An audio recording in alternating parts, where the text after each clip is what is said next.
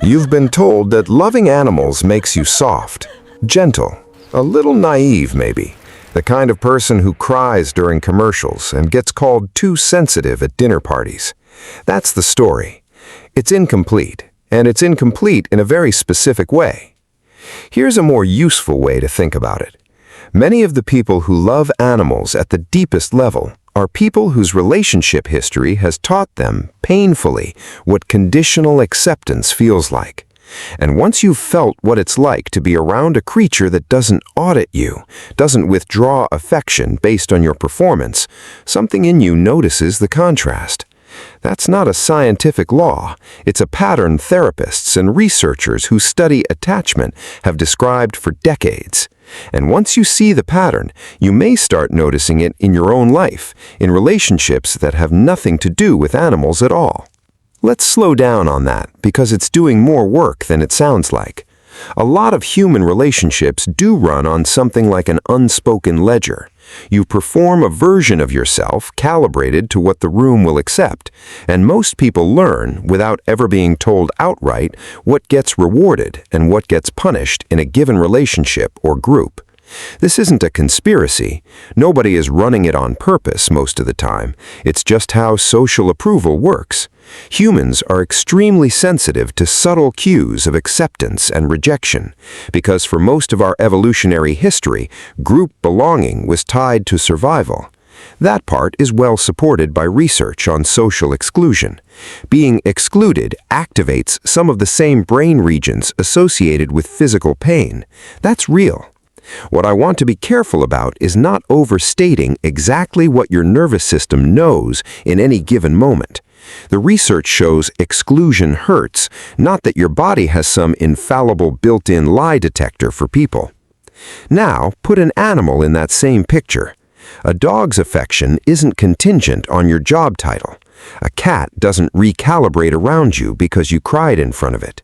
There's a real reason this feels different. With animals, especially companion animals, there's no ongoing social evaluation happening the way there is with people.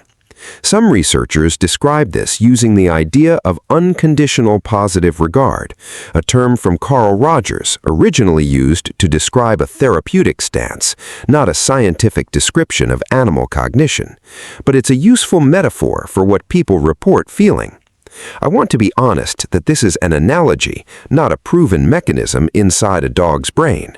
What is well documented is that interacting with a bonded pet reliably lowers cortisol and raises oxytocin in the human. That part has decent research behind it. So when I say that people who deeply attach to animals have often, at some point, experienced conditional or inconsistent love from humans, I'm describing something attachment researchers have observed as a real pattern, not a universal law that applies to every animal lover. Not everyone who loves their dog had a hard childhood, but for those who did, this pattern shows up often enough that clinicians talk about it. Once you consider it as a plausible pattern, rather than a personality quirk, it's worth asking whether it shows up in your own other relationships too, including ones you're still in. Here's where I want to correct something I got wrong earlier. There's a specific experience many people have lived, mistaking familiarity for safety. This happens in relationships, friend groups, jobs. Something feels like home, and you assume that means it's good for you. I previously told you this happens because familiarity and safety are processed in separate brain regions.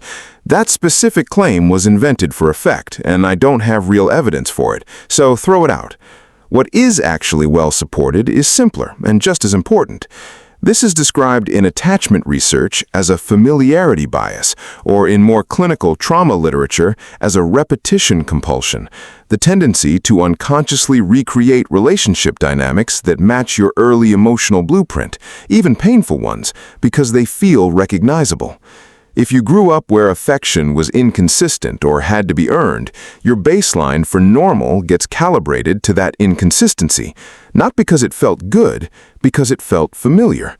And people often mistake the comfort of the familiar for evidence that something is healthy. This is a genuinely documented pattern in relationship psychology, not a neuroscience fact about brain regions. This is one real mechanism behind why some people keep ending up in similar relationship dynamics with different people.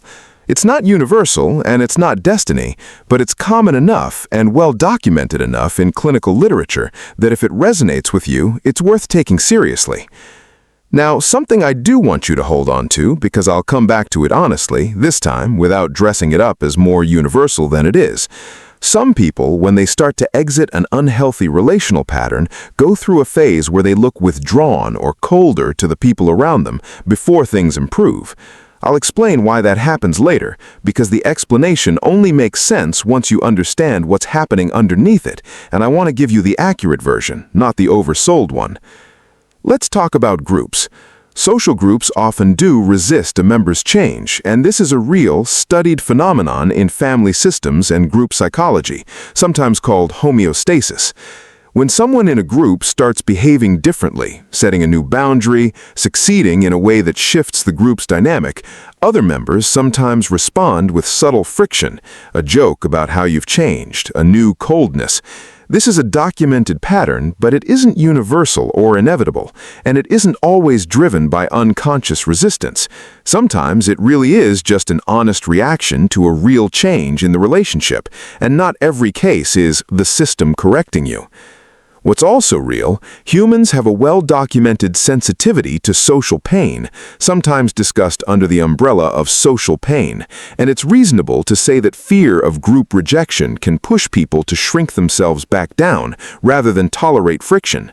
Framing this as an ancient survival mechanism firing in a modern context is a common and reasonable way researchers talk about it, but it's a simplifying model, not a precise, proven neurological account of what's happening moment to moment in your brain.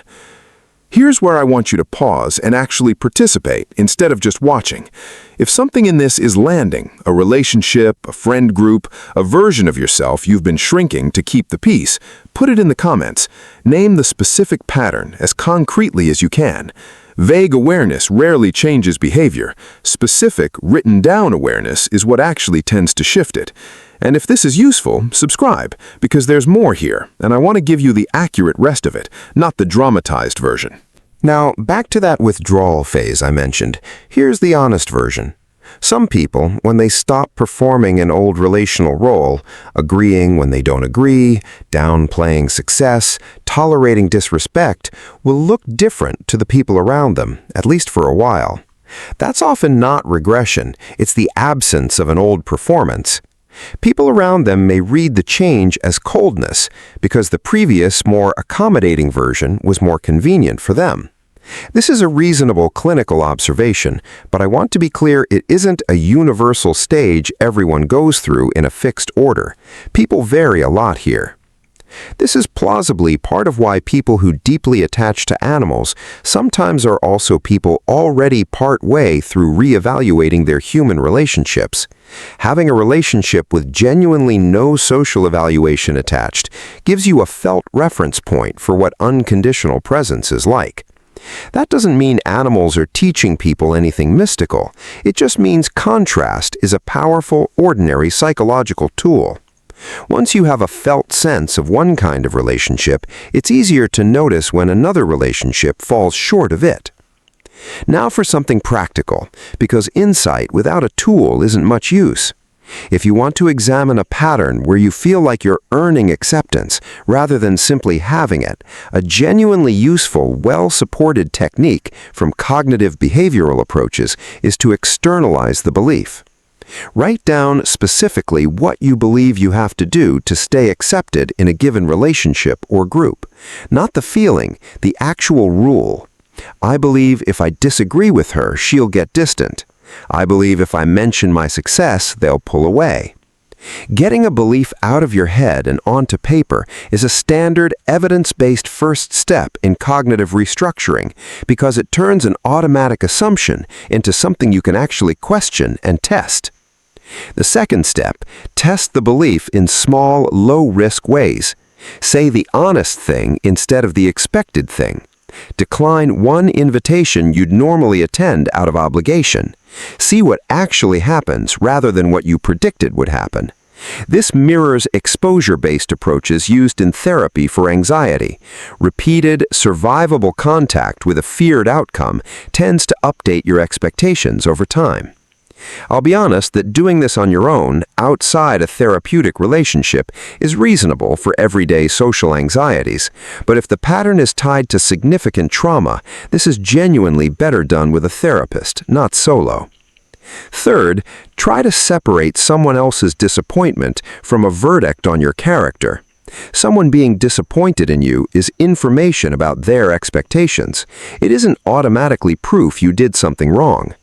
This distinction shows up across a lot of therapeutic modalities, and for many people, learning to sit with someone else's disappointment without immediately correcting course is one of the more practically useful shifts available.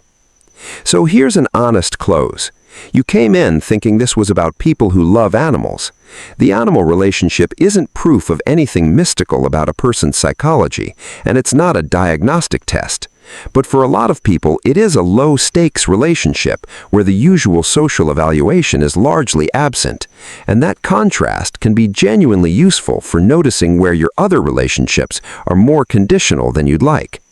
You're not broken if you find that easier around an animal than a person, and you don't need an invented brain region claim to justify that feeling.